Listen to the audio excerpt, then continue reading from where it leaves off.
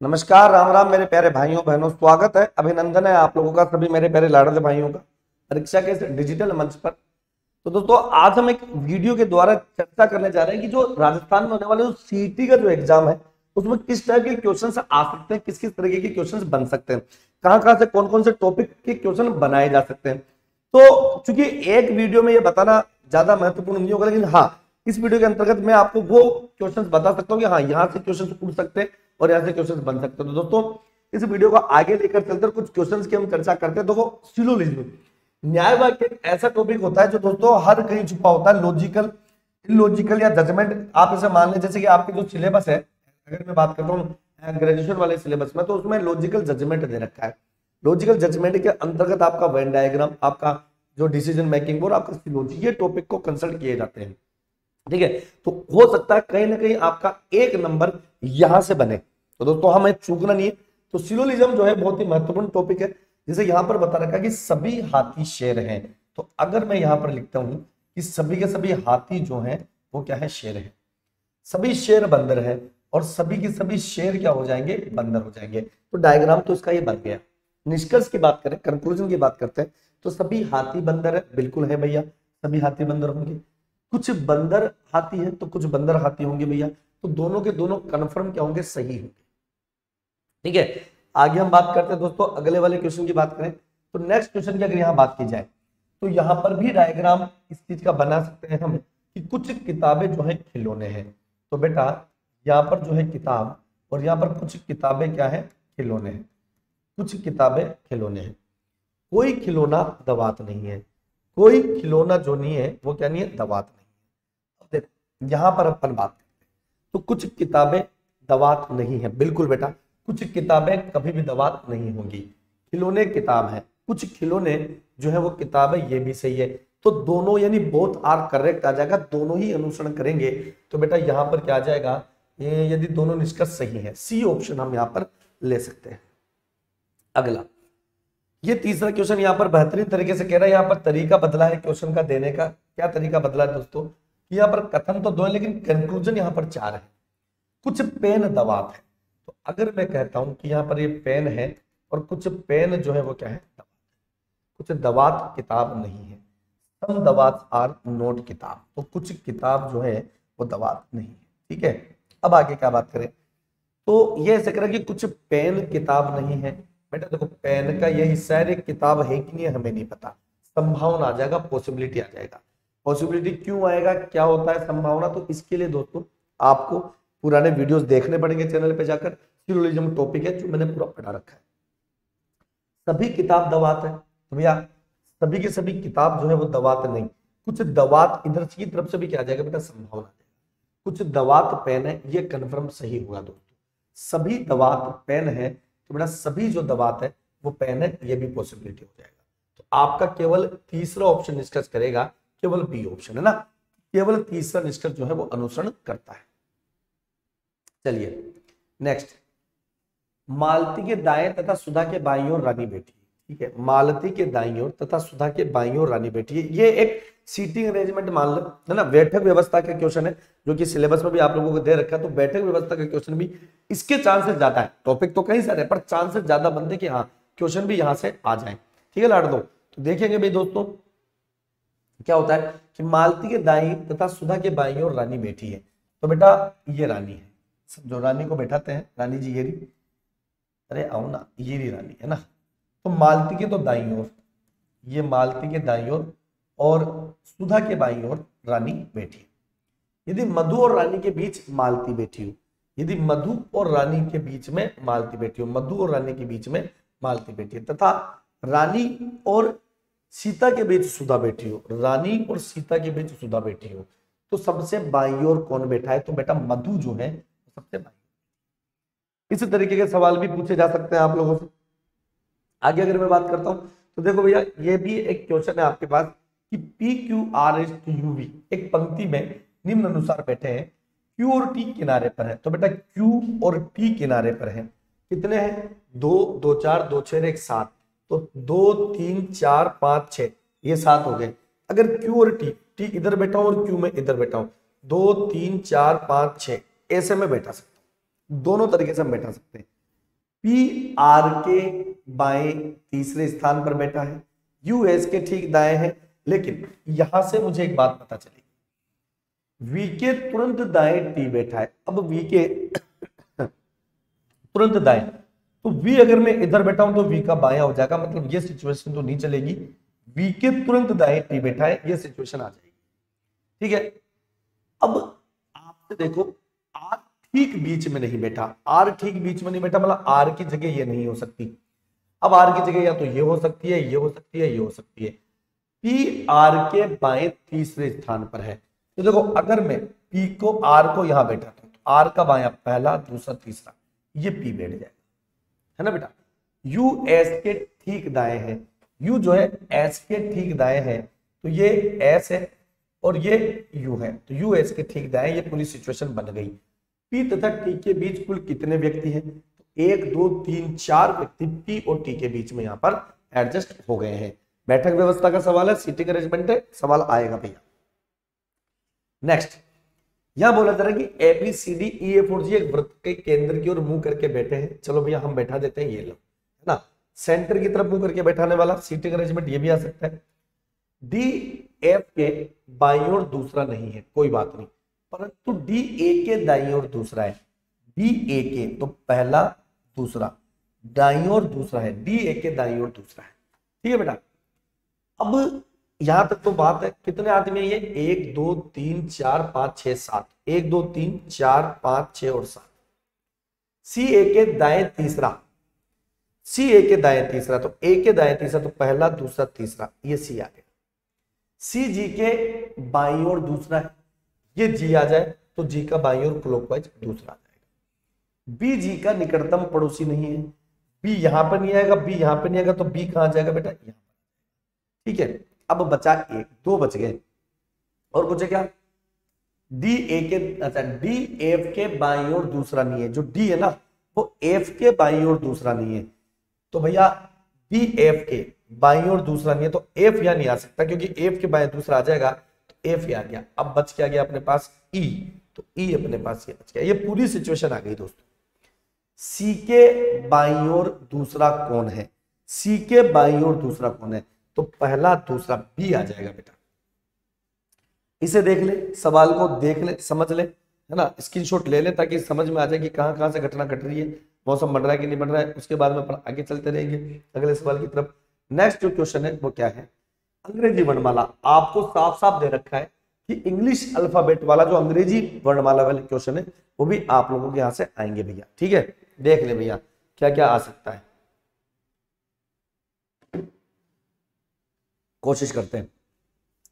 अंग्रेजी वर्णमाला में अक्षर आर, अक्षर आर के बाईं ओर 5वां अक्षर ये है, तो आर को मैं ऐसा कह सकता हूं बेटा, लेफ्ट से 18वें के लेफ्ट से 5वां अक्षर, दिशाएं समान है 13, और लेफ्ट से 13 का मतलब कितना आ जाएगा बेटा, एम।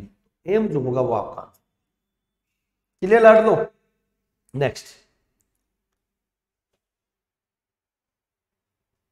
क्वेश्चन क्या कह रहा है कि अंग्रेजी वर्णमाला में अक्षर के, अंग्रेजी वर्णमाला में अक्षर के बाएं 5वां अक्षर कौन सा होगा, तो लेफ्ट से 11वें के लेफ्ट में 5वां, 11 में से 5 चले जाएंगे, कितने बचेंगे रे भैया, जल्दी बता दो फटाफट बता दो। 6, तो लेफ्ट से 6, 6 का मतलब कितना हो जाएगा, मरवा दिया भैया, यहाँ वाला मामला ही।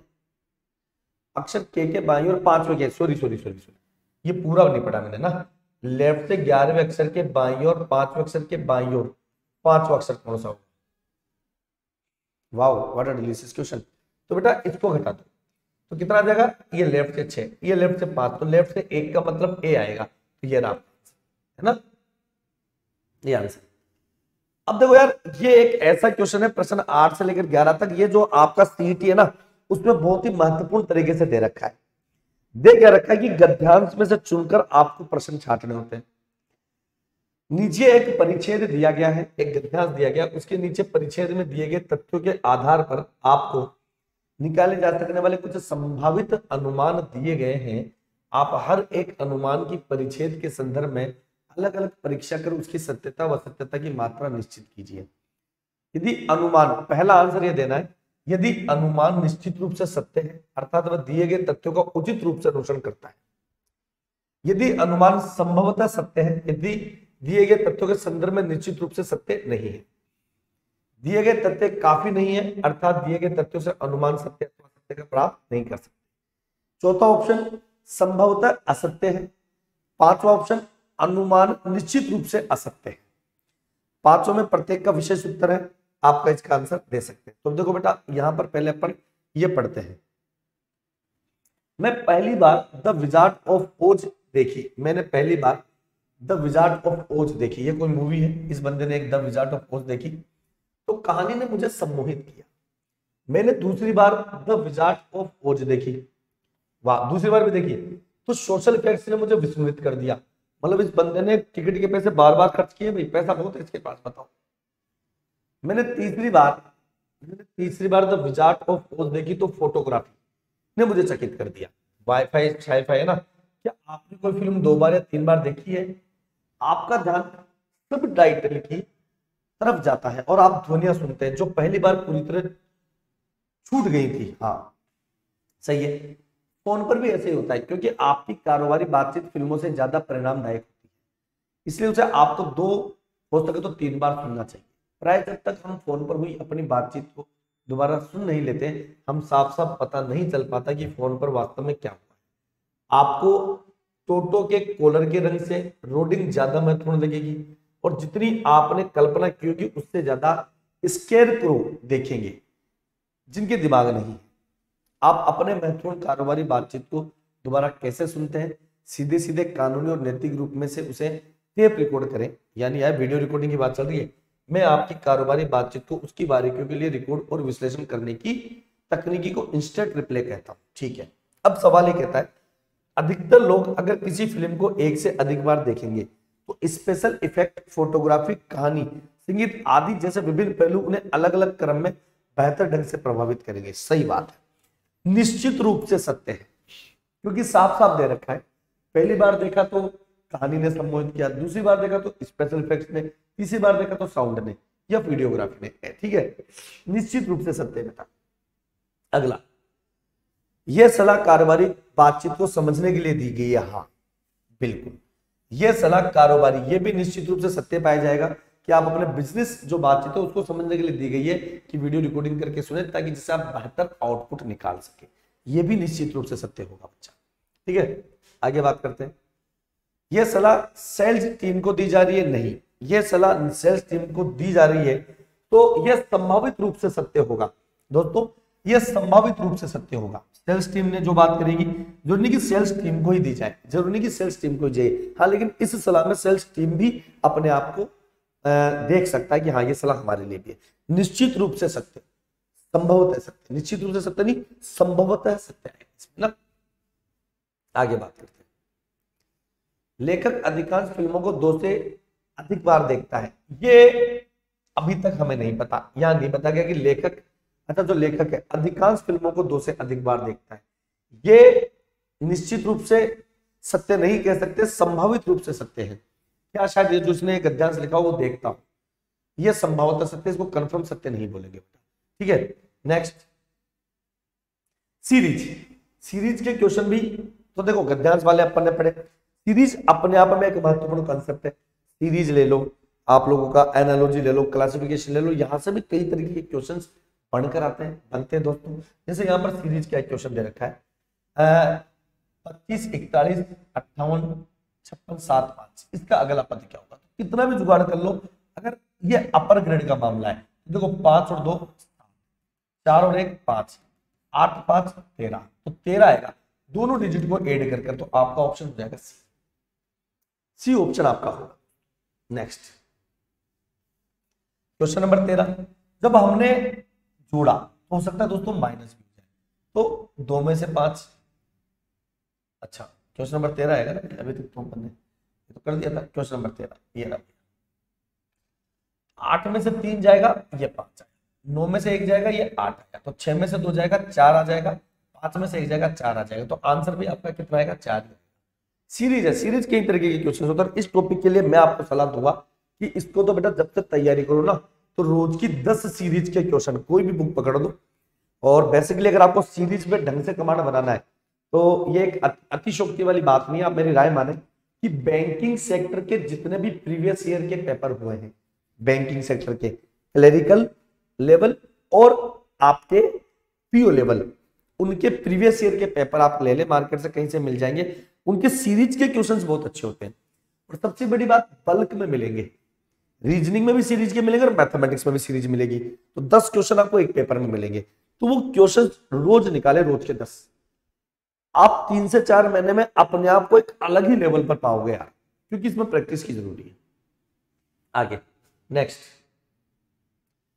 ये देखो 122, 145, 170, 117। तो यहां क्या है दोस्तों, यहां देखो 11 का स्क्वायर 121 प्लस 1, 12 का स्क्वायर 144 प्लस 1, 13 का स्क्वायर प्लस 1, 14 का, 15 का 225 प्लस 1, 226, 226 ऑप्शन ए। अब ये देखो भैया, ये नेक्स्ट लेवल के क्वेश्चन है, ये लॉजिकल रीजनिंग आती है, कथन कारण कथन परिणाम। ऐसा हो नहीं सकता कि अब राजस्थान में कोई पेपर और रीजनिंग में ये टॉपिक नहीं आते हो। तो ये भी अपने लिए एक महत्वपूर्ण साबित हो सकती है चीजें। ये साफ साफ कह रखा है कि भैया, अच्छा इन चीजों में बेटा आपको एक बात और बता दूं, तो जो कथन होता है ना बेटा, जो स्टेटमेंट होता है, वो सार्वभौमिक सत्य होता है, दुनिया का सबसे सत्य।